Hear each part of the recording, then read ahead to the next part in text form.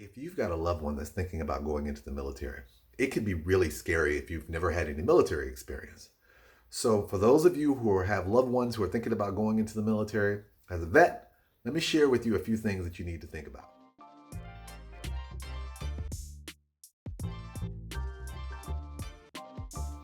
Hey, if you like the videos, take a quick second to subscribe. It only takes a few seconds, and I would greatly appreciate it. Choose a career, but don't let a career choose you. When you're looking through, you're going to see that the military has a list of all kind of different types of careers and opportunities that you can take advantage of. Sometimes what happens is that if you're not quite sure what you want to do, somebody may suggest something to you, and it may be something that may turn into something you love, or it could also turn into a huge disaster.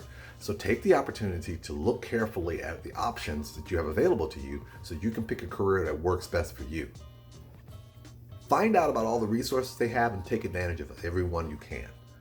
One of the greatest things about the military is that our country operates to provide as many services and support for military personnel. There's a boatload of stuff that they have.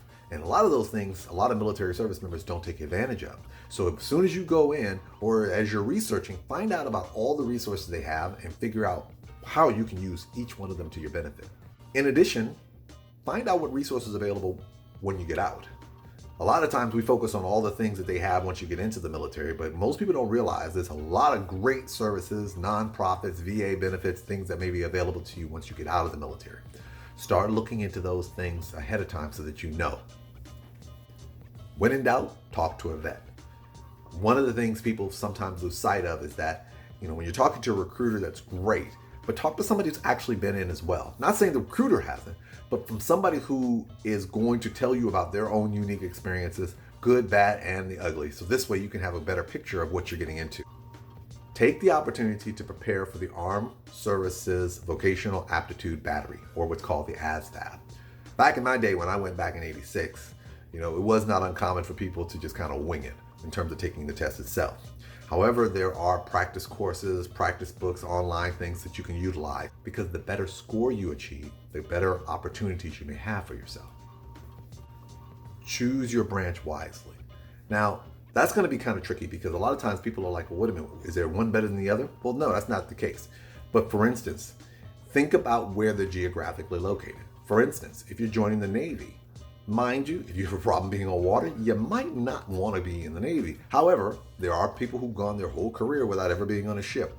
I often tell people, look at where you want to be stationed, because most of your naval bases are on where? The coast. Why? Water. If you're looking at your Army, most of your Army places are where? Mostly inland. Of course, they're land. So look at the Marines. The Marines have fewer places, but they're constantly being deployed.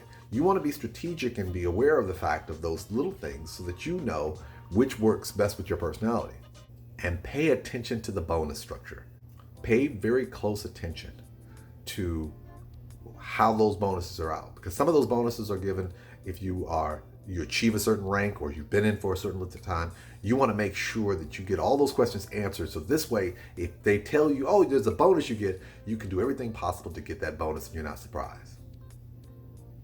Thanks everybody for tuning in. Again, hit the subscribe button. I always appreciate you tuning in and listening to what I have to say. And if I gave you something that's helpful, that's always a good thing.